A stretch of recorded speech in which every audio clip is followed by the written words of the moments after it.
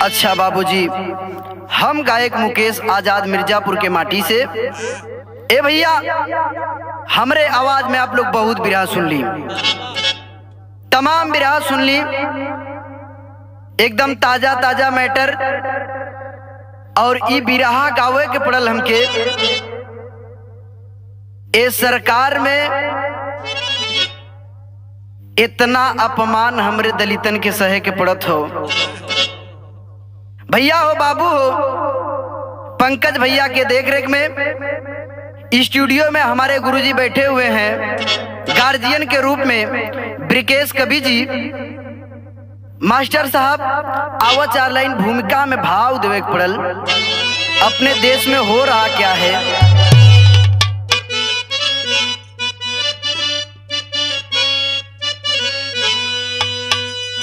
रो रही आज इंसानियत राह में, दाह में आह भरती सदा भारती। उन शहीदों को सत सत नमन है मेरा, जो उतारत जन्म भूमि के आरती। स्वार्थी कुछ दरिंदे वतन के बने, जिसका अध्याय काला लिखना पड़ा। जख्म जगदीश कब तक सहे जुर्म को, जिनके हाथों से गुंडों का माला बना।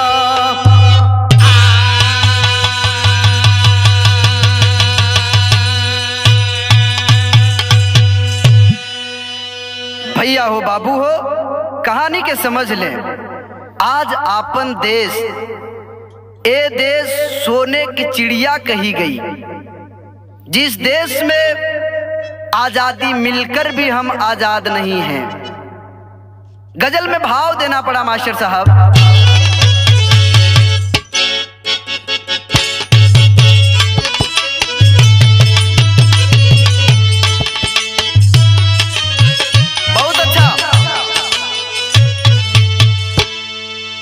मास्टर साहब हमरे संकेत कैला। अरे पिया जिसको, अरे पिया जिसको चाहे सुहागन वही है। पिया जिसको चाहे सुहागन वही है।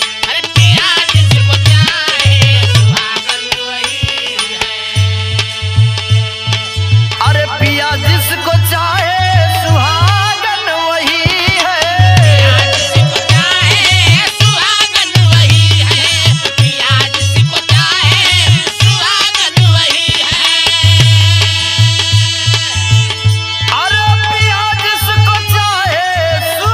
अरे पिया जिसको चाहे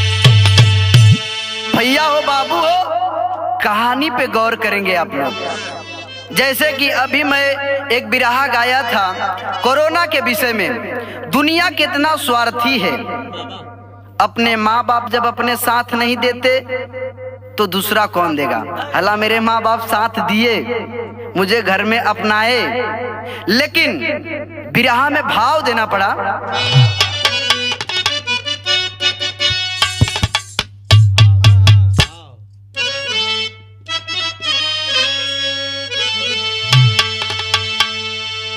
जाति धर्म में आज वतन जल रहा है।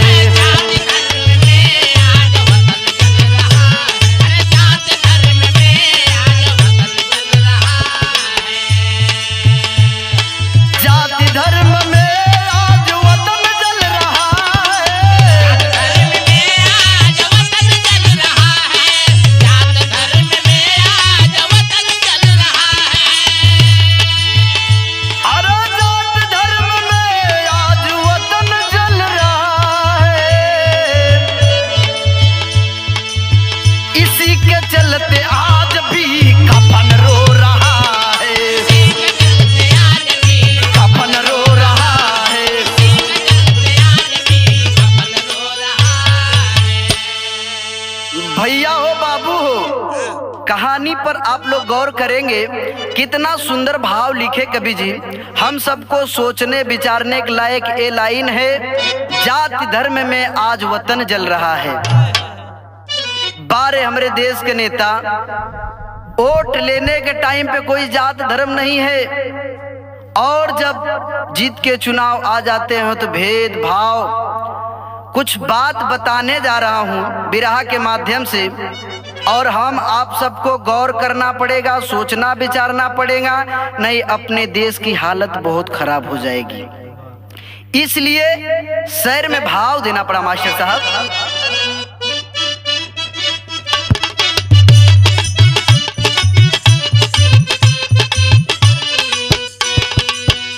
ललर लार लार लार ललरिया लारे, ननर नार नार नार ननरिया नारे।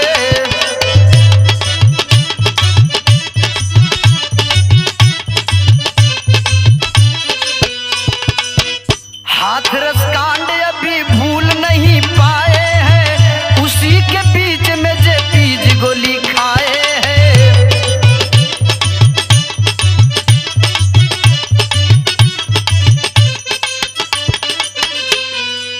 यही है हिंद मेरा राम और रहमान हुए, कोई हिंदू हुआ तो कोई मुसलमान हुए।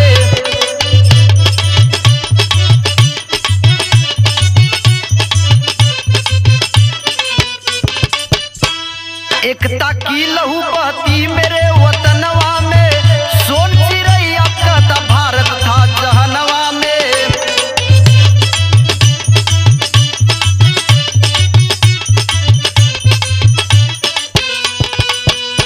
मगर भाई का कातिल भाई आज मिलता है, इसी से भाजपा के शासन आज चलता है।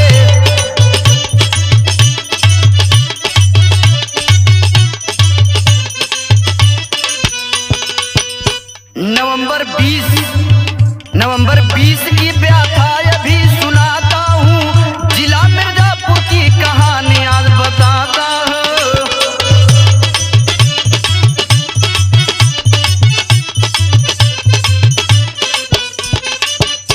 पहलवान जोखू यादव सुगर संतान रहे, बड़े सुरेश संग राजेश जी गुणवान रहे।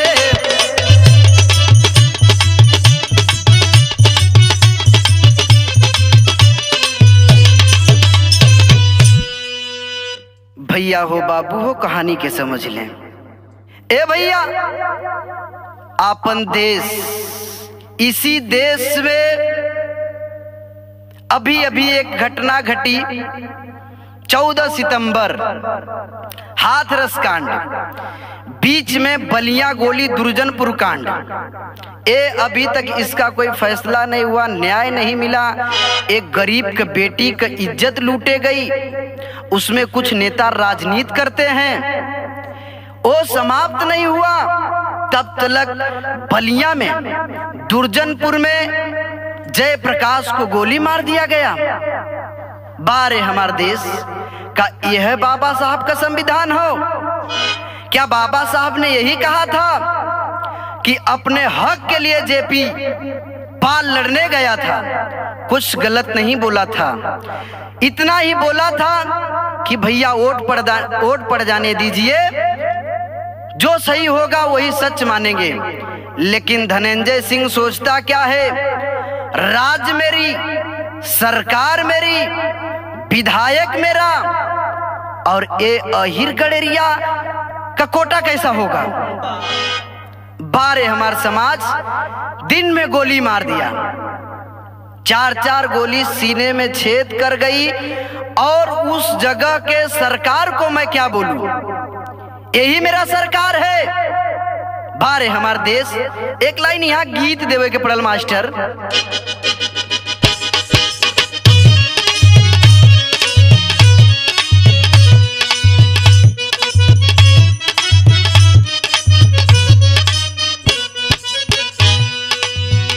कितना बढ़िया गीत बजौला हमारे मास्टर साहब, बड़ा गवैया मिजाज से के गावत हुआ। कैसे? गजब के रूप तोहार, गजब सूरतिया तू पवनू हो।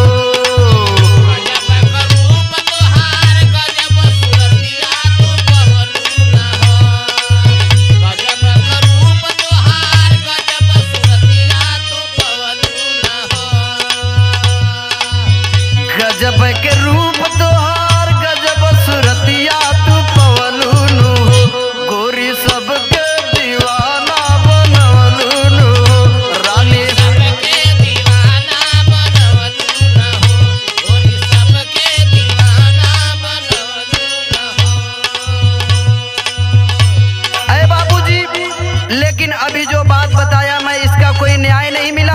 तब तक एक घटना और घटी, हाल हाल में ही घटना घटी हमारे क्षेत्र में। 20 नवंबर को, यही 20 नवंबर को मुझे मजबूरन ए बिरहा में देना पड़ा। कैसे बाबू? दुर्गा बाजार में बसल खन दनिया मकनिया हो,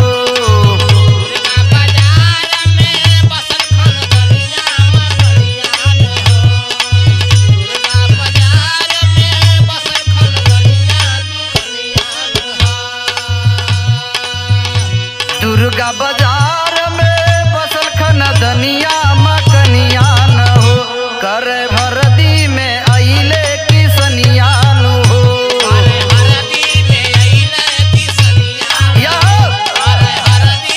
अइले किसनिया न हो, आके बाजार से व्यवहार खूब जमाए,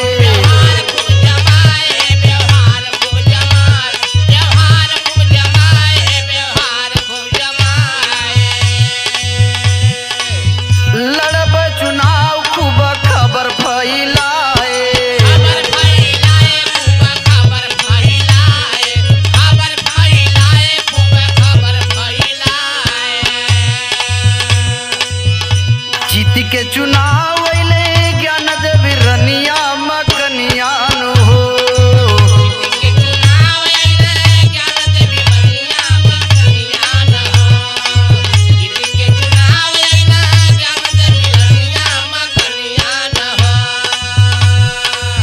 जीत के चुनाव अइले ज्ञान देवी रनिया मकनिया न हो, कह घर में लक्ष्मीनिया मकनिया न हो।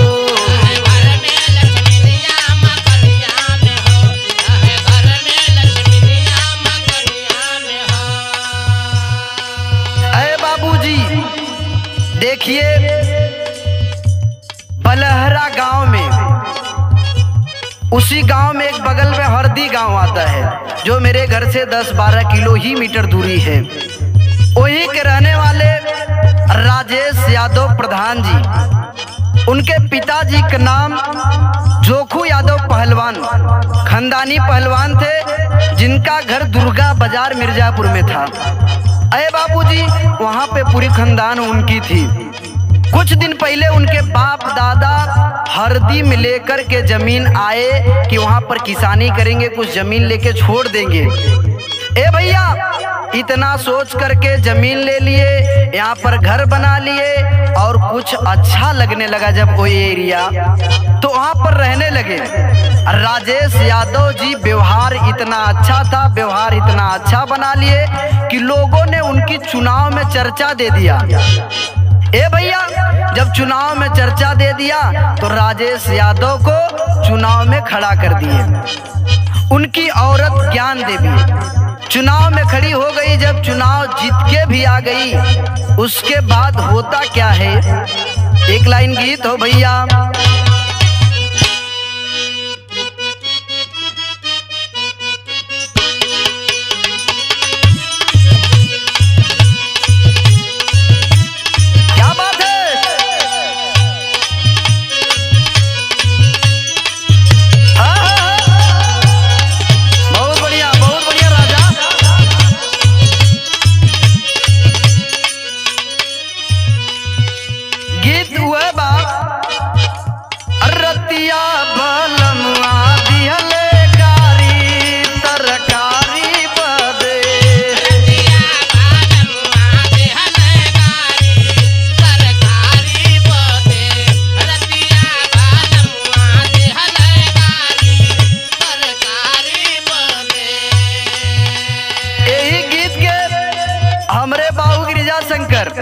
बहुत पहले गाँव यही के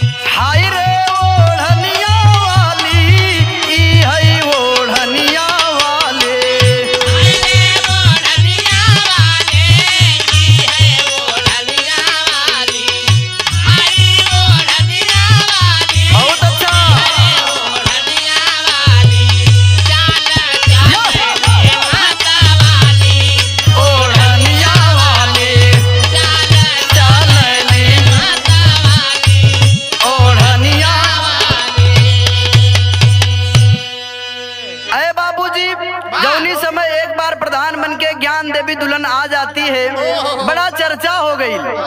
ज्ञान देवी को लोग लक्ष्मी का रूप दे दिए कि पहली बार चुनाव खड़ा भइल और वही में जीत के आ गई, लोग बड़ा सम्मान देवे लगल लोग। जब दूसरी बार चुनाव आयल तब भयल का फैलल राजेश जी के नौआ हड़ौरा गौआ।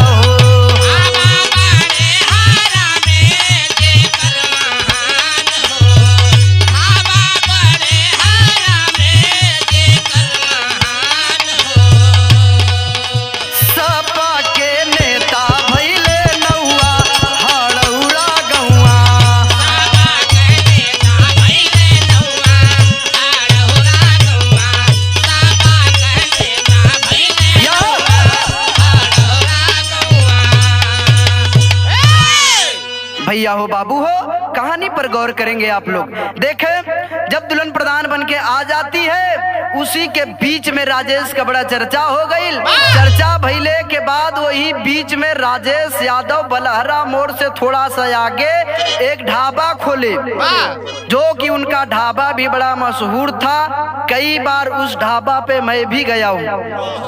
ए भैया, वहाँ पे हमारे पिताजी उत्तर प्रदेश समाज सेवक झिलमिल आजाद माननीय कड़े प्रधान जी, वहाँ पे मैं कई बार छोड़ के भी आया हूँ, राजेश प्रधान जी से मिलकर भी आया हूँ। ए भैया, लेकिन वही ढाबा 2 बार प्रधान अपने बन के आए, 1 बार उनकी दुल्हन बन के आई। बड़ा चर्चा हो गई और चर्चा होने के बाद क्या अपने समाज में यही होना चाहिए?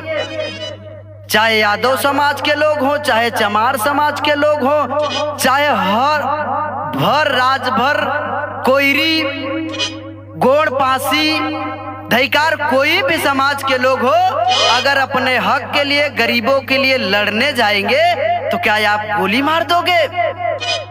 बारे हमार समाज गोली मार दे रहे हैं और अपराधियों का पता नहीं चल रहा है।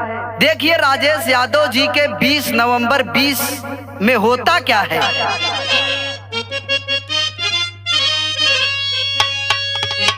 ए भैया, आज देखिए राजेश यादव जी के साथ में होता क्या है। भाजपा के शासन आज आपन डिगाई दिहलस, आवत रहले ढाबा ऊपर आखिर गुन करिया, औ आई के नकाब पोस गोलिया के मारी दिहल, सुती गईल धरती के पुत्र पुल करिया, और गौआ जवार जुटल पाई जब खबरिया हो, एम्बुलेंस के द्वारा एम्बुलेंस के द्वारा गईले बनारस शहरिया। ए भैया, जब राजेश यादव जी को कुछ दरिंदे गोली मार देते हैं, राजेश यादव पेशाब करने गए थे 10 फीट दूरी पे, उनका बाइक पे बाइक वाला था और बोलते हैं राजेश यादव जब पेशाब करके वापस आने लगे 7:45 बजे रात्रि को, तो बोलते हैं कि मेरे सीने में गोली लग गया। वो जो बाइक पे आदमी था बोलता क्या मजाक कर रहे हो, ऐसी मजाक नहीं करना चाहिए भैया। बोलते नहीं नहीं मेरे सीने में गोली लग गई। ऐसी हाथ लगा करके जब दिखाने लगे सीना को हटा करके, वो बाइक पर का ड्राइवर भी हिल गया। अरे बाबूजी, जब गांव के लोग खबर पाए कि राजेश यादव जी के साथ ऐसा हो गया, कुछ लोग खबर बताए, बिरहा लिखते तक कि राजेश यादव भी ऐसे वैसे थे। ठीक है, लेकिन फिर भी इतना बड़ा गद्दारी उनके साथ नहीं करना चाहिए था। मारनी थी तो गोली सामने से मारना चाहिए था। आपने गोली मार के भाग गए, राजेश यादव के बनारस लेके गए। होता क्या है,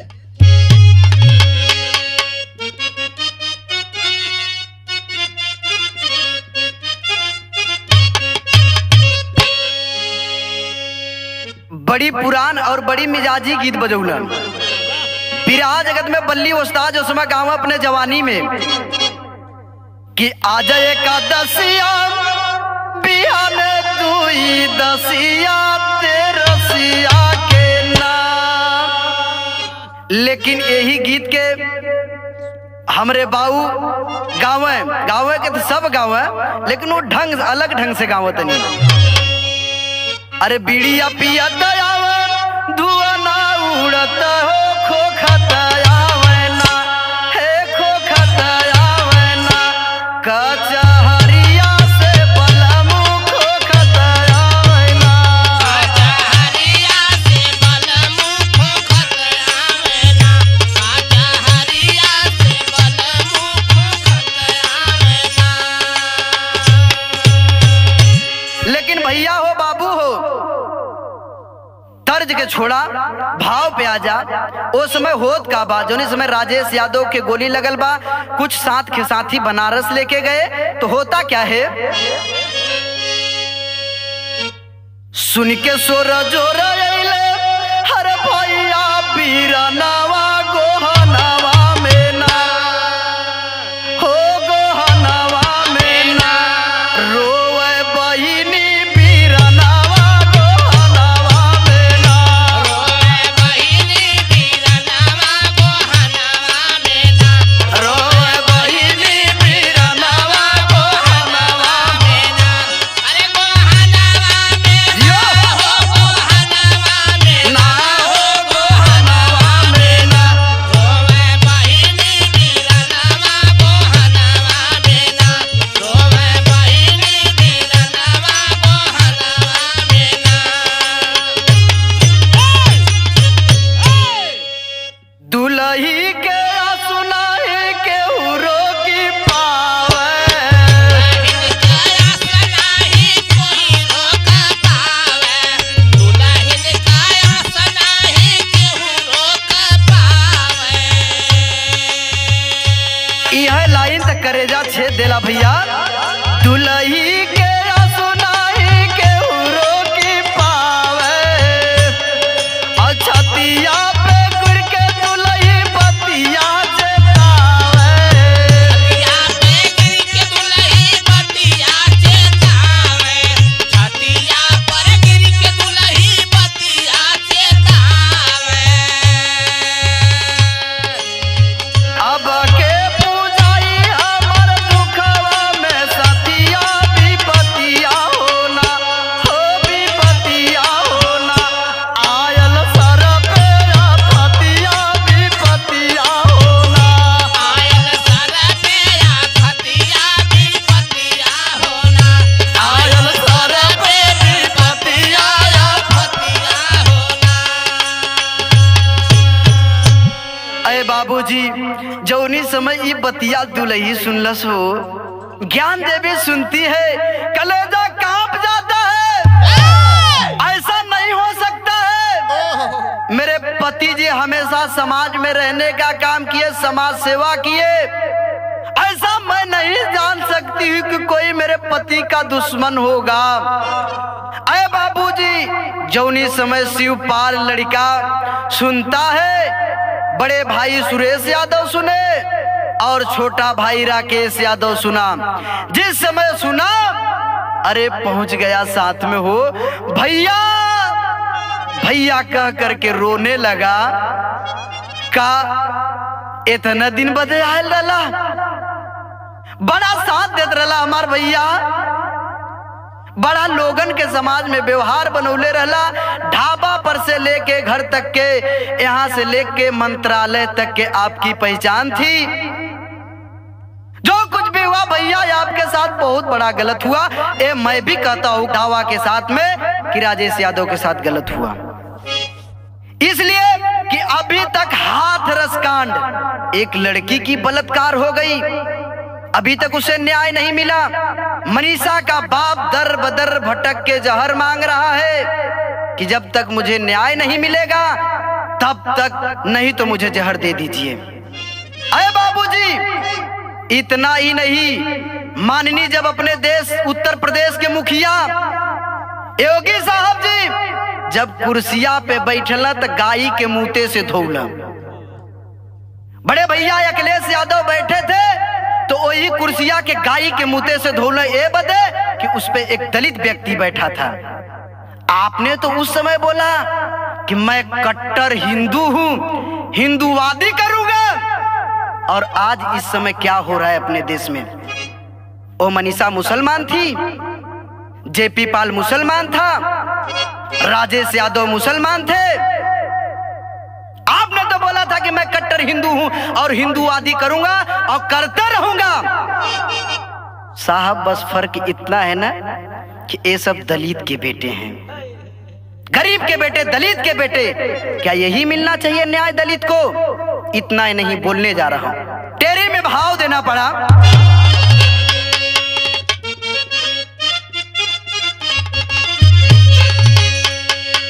अरे गद्दारी से का पैबा रजिया, अरे गद्दारी से का पैबा रजिया, कब तक धोखा करबा बिना पुत्र बलकारी, अरे बलकारी, अरे बलकारी।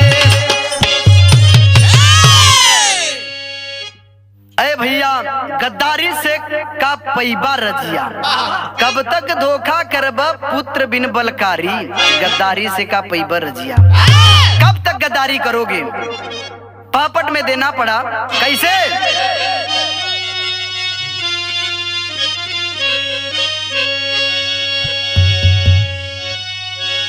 बिलखत बाटे आज वतन के लोगवा का संयोगवा बन, अरे बिलखत बाटे आज वतन के लोगवा का संयोगवा बन, और साहबा यही शासन में दुख के भोगवा का संयोगवा बन।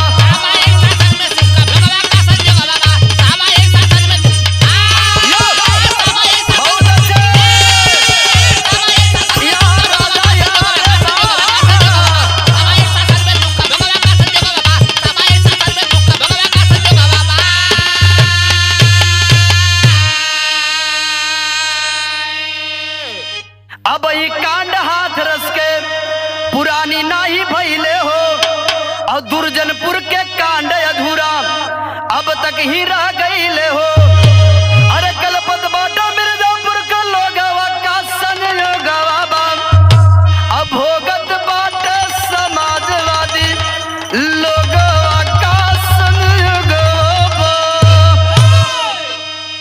ए भैया, आज तक हमारा देश अभी भी रो रहा है कि मुझे न्याय दो। उस दलित के बेटी को, गरीब के बेटी को न्याय दिलाओ, राजेश भैया को न्याय दिलाओ, जेपी पाल को न्याय दिलाओ। जेपी पाल भी अपनी हक के लिए लड़ने गया था।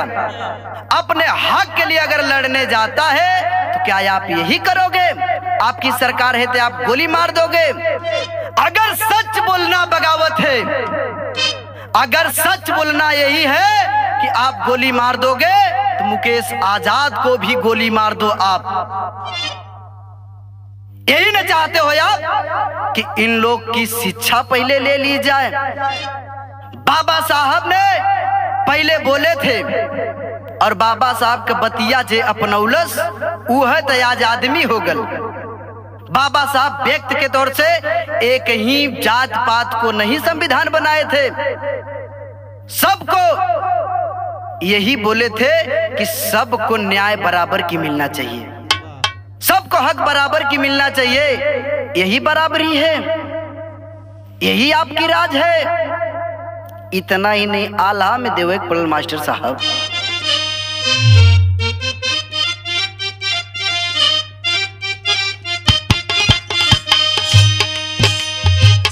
धन्य सरकार धन्य तोहरी करनिया भैया, धन्य सरकार धन्य तोहरी करनिया भैया, धन्य सरकार धन्य तोहरी करनिया भैया। भोगवा भोगत बाटे आज सब किसान, और तोहरा से नीक अखिलेश माया रहली भैया। तोहरा से नीक अखिलेश माया रहली भैया, तोहरा से नीक अखिलेश माया रहली भैया। हत्या बलात्कार के तू दे देला पैसा,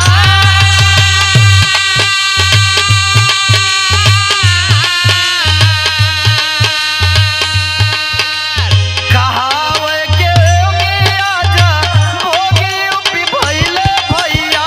कहावे के योगी आजाद भोगी रूपी भइले भैया, कहावे के योगी आजाद भोगी रूप भइले भैया। कैसन चलत बाटे तोहर सरकार,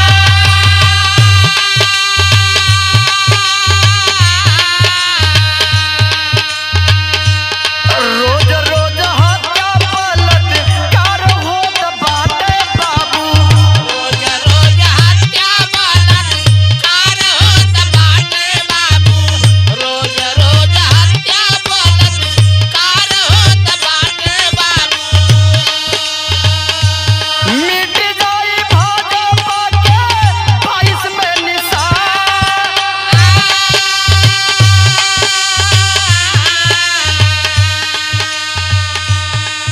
ए भैया, मैं राजनीति नहीं कर रहा हूँ, जो किसान गरीब मजदूर बोल रहे हैं वही बता रहा हूँ। जब हाथरस कांड हुआ था, कुछ साथी बोले कि भैया आप इसे बिरहा के रूप में दो।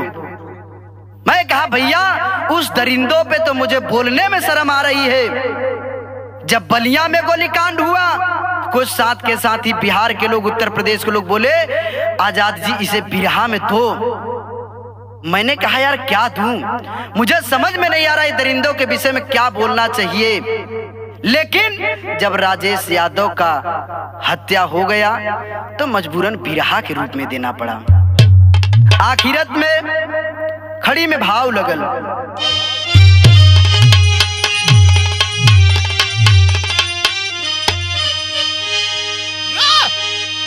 आवो माया अखिलेश, आवो माया अखिलेश, दुखदाई यूपी में देता भाजपा ससनवा मिटाई यूपी में।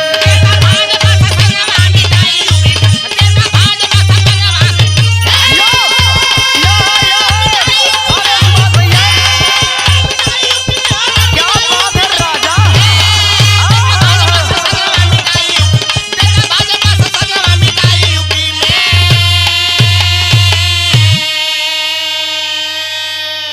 ये मुकेश आजाद नहीं बोल रहा है, तो के पुकारे मजदूर है किसनवा। अब भैया राजेश घरे दे दा संबोधनवा।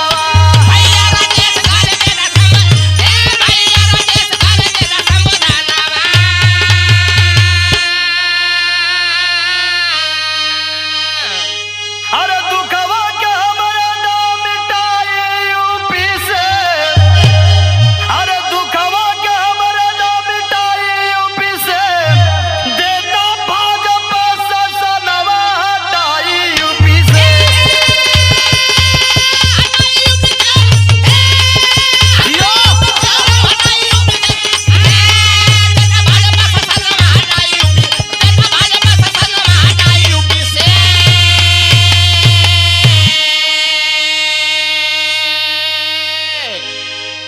यही से मेरे बिरहा का आखिरी होता है। ए आपको और बहन कुमारी मायावती जी को पूरा सरकार, पूरा देश के लोग बुला रहे हैं। अब इनकी जुर्म नहीं सहा जा रहा है। सर्व समाज के लोग आपको बुला रहे हैं। 22 में आ करके भाजपा सरकार की निशान मिटा दीजिए। मैं नहीं बुला रहा हूं, मुझे कोई राजनीति करना नहीं है, मुझे कोई सरकार से लेना देना नहीं है, लेकिन अब ये सहा नहीं जा रहा है। कब तक सहोगे? आपका रोजी रोटी छीन लिए, तब तक हमारी आंख नहीं खुली। कब तक आपके घर से आपकी बेटी भी छीने जा रही है, तब तक आंख नहीं खुल रहा है। इतना तो शर्म करो हमारे देश के लोग कि रोजी छीने गई, बर्दाश्त हो गया, लोग रोड पे आ गए, वो बर्दाश्त हो गया, लेकिन घर से बेटी छीने जाएंगी और छीने जा रही है, तो कब तक बर्दाश्त करेंगे हम? नहीं बर्दाश्त हो रहा है। चाहे आपके घर की बहन बेटी हो, चाहे मेरे घर की बहन बेटी हो, बेटी तो बेटी, बहन तो बहन, माँ तो माँ। यही मेरे बिरहा का गाने का मकसद रहा और मैं हर बिरहा में मकसद बताता हूँ। इसलिए इस बिरहा को गाया कि अपने समाज के लोग, दलित परिवार के लोग, कुछ लोग भटक रहे हैं, अभी कुछ लोग भटक रहे हैं, अब मत भटको। यही से मेरे बिरहा का आखिरी हुआ। कैसे? घराने का परिचय लगा।